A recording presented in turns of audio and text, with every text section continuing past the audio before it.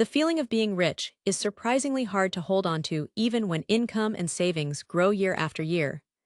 Many people reach six-figure salaries or accumulate substantial investments, only to discover that the sense of security or abundance they expected still feels just out of reach. This experience is not a personal failing or a sign of ingratitude. It is the predictable result of how the human mind processes gains and sets expectations. The core idea is that satisfaction depends far more on the gap between current circumstances and a moving internal reference point than on the absolute size of the bank balance or investment portfolio. Adaptation-level theory describes the first powerful mechanism at work. The brain quickly treats whatever level of income or wealth a person currently has as the new normal. Any improvement above that level creates a brief surge of positive feeling. Once the new level becomes familiar, the surge fades, and the mind requires still larger improvements to produce the same effect. The relationship can be stated plainly. New reference point equals previous reference point plus the most recent gains. Therefore, each successive increase must be larger in order to generate the same emotional lift. This process repeats across time and explains why someone who once felt excited by a modest raise can later feel unmoved by a much larger one. Let us walk through a concrete example with clear numbers so the pattern becomes easy to follow. Begin with an annual income of $80,000. At this starting point, the brain establishes a baseline satisfaction level. In the first year, a promotion delivers a 20% raise, bringing the income to $96,000. The extra $16,000 feels meaningful because it exceeds the existing reference point. Satisfaction rises noticeably. By the third year, however, new spending patterns have formed around the higher income. The reference point has shifted upward to match the $96,000. To recreate the original sense of improvement, the next raise must now exceed this updated baseline by a comparable proportion. Suppose in year 4 another 20% increase arrives. The absolute dollar amount is now larger than the first raise, yet the satisfaction boost is smaller because the mind has already adapted. Watch what happens as the years continue. By year 7, income may have reached $140,000 through steady promotions. The total growth looks impressive on paper, yet day-to-day contentment often returns close to the original baseline. The treadmill keeps turning because each new reference point erases the emotional benefit of previous gains. A second mechanism known as relative deprivation operates alongside adaptation. Here the comparison is not with a person's own past, but with the wealth or lifestyle of others in their social circle. When peers earn more or display greater affluence, the feeling of shortfall intensifies, even if personal income is rising. The calculation is straightforward. Perceived shortfall equals average peer wealth minus personal wealth. As the peer average climbs, the shortfall remains large or grows larger. Consider two professionals who begin with identical salaries of $75,000. One lives in a high-cost city where colleagues drive premium vehicles, take frequent international trips, and send children to expensive private schools.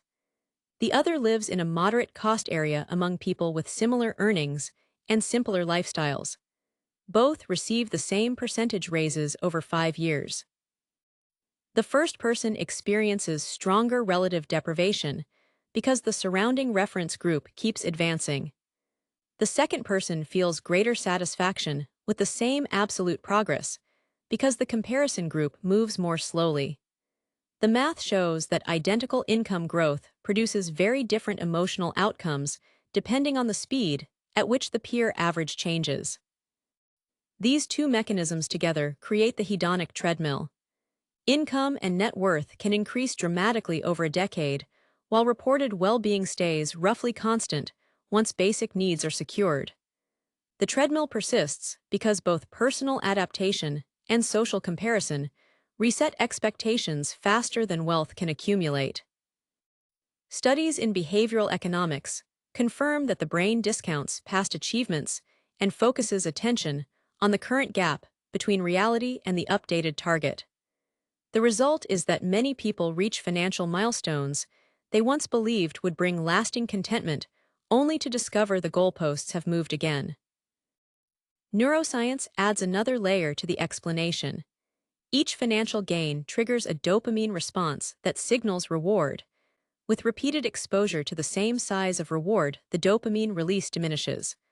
Larger or more novel gains are then required to produce the original level of neural activation. This biological adaptation mirrors the psychological reference point shift. When someone receives a raise or bonus, the initial excitement is strong. After several similar events, the brain requires a bigger surprise to register the same pleasure.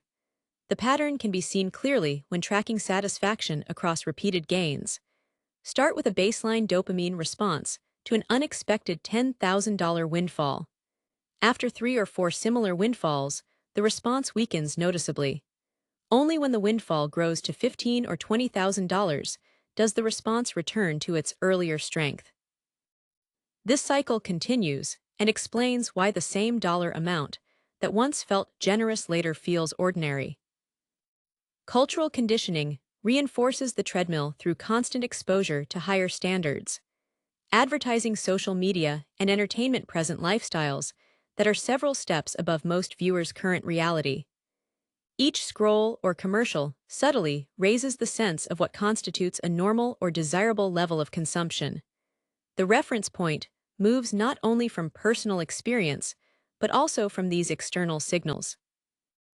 When social media shows peers or influencers with newer homes, better vacations, or more frequent luxury purchases, the perceived shortfall grows. The calculation becomes average displayed lifestyle minus personal lifestyle. Because the displayed average on platforms tends to skew upward, the shortfall widens even when actual income is stable or increasing. People commonly make the mistake of believing that a specific future income level or net worth number will finally deliver the lasting feeling of richness. They set targets such as $200,000 a year or $1 million in investments and assume satisfaction will lock in once the number is reached. The mechanisms described above show why this rarely happens. By the time the target is achieved, the reference point has usually shifted to match or exceed it. The emotional payoff is smaller than anticipated, and a new higher target quickly forms. This pattern repeats across income levels. Someone earning $100,000 may envy the lifestyle of someone earning $200,000. Once the higher earner is reached, the new peer group often includes people earning $300,000 or more, and the cycle continues. A useful contrast appears when comparing two different approaches to the same income growth. In the first approach, lifestyle inflation occurs automatically. Every raise is absorbed into higher spending on housing, cars, dining, and travel. The reference point moves upward with each increase and satisfaction remains flat. In the second approach, a portion of each raise is deliberately directed toward experiences or savings that do not immediately raise daily consumption. The person continues to live close to the previous reference point for longer. Satisfaction from the income growth lasts longer because the gap between current reality and the internal baseline stays wider. The math is simple. If half of every raise is saved or invested rather than spent, the reference point advances more slowly. The emotional benefit of the original raise therefore persists across more years. Another practical step involves actively managing the reference point rather than letting it drift upward unchecked. One method is to review financial progress against a fixed past point instead of against current peers. When someone compares their situation today with their situation 5 years earlier, the absolute improvement becomes visible again. Satisfaction can rise without requiring further external gains. A second method is to limit the frequency and intensity of upward social comparisons. This can mean adjusting social media habits or choosing social circles where lifestyle expectations remain moderate relative to actual resources. Both approaches work by slowing the rate at which the internal reference point climbs. The same principles apply when considering inflation and real returns. Nominal income may rise, yet purchasing power grows more slowly if prices increase at a similar rate. The feeling of richness depends on real gains after accounting for rising costs and rising expectations. Suppose income grows at 5% per year, while the cost of maintaining the current lifestyle rises at 3%. The real improvement is only 2%. If expectations have risen by 4%, the net emotional gain is negative. The spoken calculation runs like this. Real improvement equals nominal growth minus inflation. Emotional gain equals real improvement minus change in reference point. When the reference point moves faster than real improvement, the sense of progress disappears. Over longer periods, these effects compound. Someone who experiences steady raises for 15 years may have tripled their nominal income. Yet if each raise was matched by corresponding increases in spending and in the visible lifestyles of peers, the satisfaction level often returns close to where it began. The only reliable way to step off the treadmill is to create intentional gaps between income growth and expectation growth. This requires ongoing attention rather than a single decision, because the mechanisms of adaptation and comparison operate continuously. The calm truth is that the feeling of being rich is not primarily a function of reaching any particular dollar amount. It is a function of the distance between current circumstances and the expectations the mind has learned to treat as normal. By understanding how adaptation-level theory, relative deprivation, dopamine response, and cultural conditioning move that reference point, people can make deliberate choices that protect their sense of enough. They can choose to direct resources toward experiences that resist quick adaptation.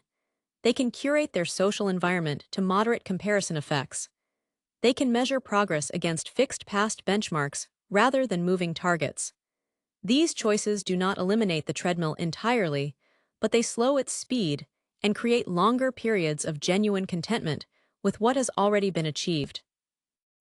The result is a more stable relationship with money that does not depend on endlessly larger numbers to feel sufficient.